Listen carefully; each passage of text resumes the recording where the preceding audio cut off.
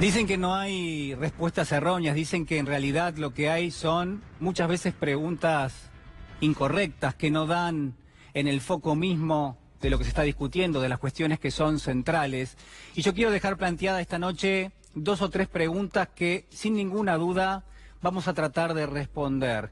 La principal, la que abre el programa, tiene que ver con la reacción del gobierno. ¿Por qué el gobierno no revisa lo que es su política económica? ¿Por qué el gobierno no acepta que los resultados en materia económica y en materia social han sido desastrosos, han sido paupérrimos y en definitiva no termina diciéndole a la sociedad que hay que cambiar de rumbo? ¿Por qué el gobierno va a insistir en los próximos meses con el rumbo que ha fijado y que es de una necedad realmente importante? Mire, hay muchísimos datos económicos y sociales que hablan de estos resultados que yo le marcaba recién, pero me voy a concentrar en 2 que son centrales y que han sido dados a conocer en las últimas horas. Uno de ellos tiene que ver con la inflación. ¿Por qué elijo la inflación? Porque es el principal objetivo que en principio el gobierno se ha fijado, por lo menos ya en los últimos meses, y porque está claro que con este 2,9% de inflación del mes de enero,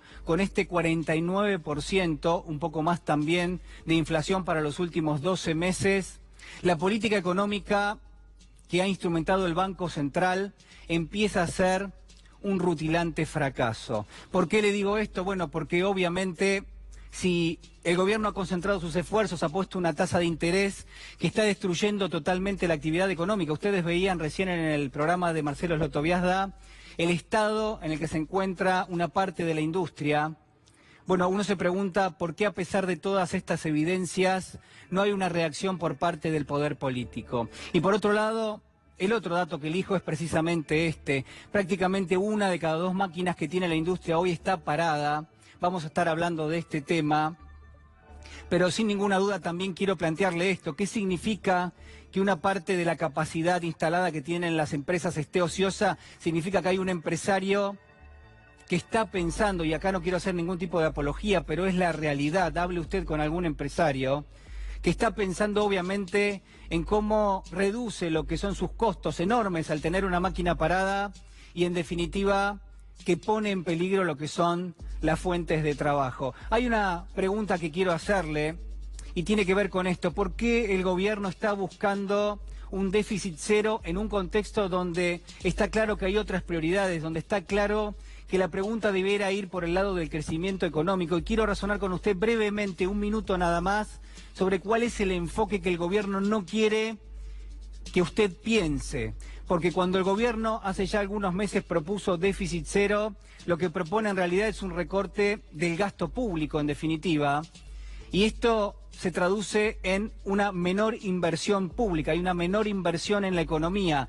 Claramente esto lo que propone es que a futuro va a haber menor crecimiento económico. Si se deja de invertir, obviamente la economía empieza a achicarse. Si no hay inversión privada, directamente lo que tenemos es una contracción en términos económicos, y precisamente esto fue lo que pasó. El gobierno redujo el gasto público, principalmente en las partidas que tienen que ver con la inversión, porque obviamente hay situaciones que son totalmente inelásticas, como se dice en economía, que no pueden reaccionar porque el Estado tiene que garantizar un gasto mínimo, sobre todo para los sectores más vulnerables de la sociedad. Pero en cambio lo que ha decidido el gobierno es dejar de invertir directamente en la economía, y lo que tenemos hoy es recesión con mayor inflación. Tenemos lo que se llama estanflación en materia económica.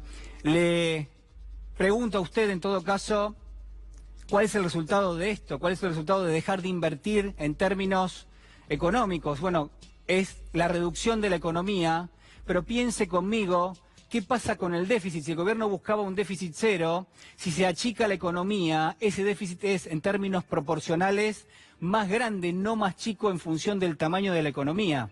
Y esto es precisamente lo que está pasando ahora. Vamos a tener un déficit que lejos va a estar de la promesa del gobierno del déficit cero, esto ni hablar con lo que va a ser el déficit financiero.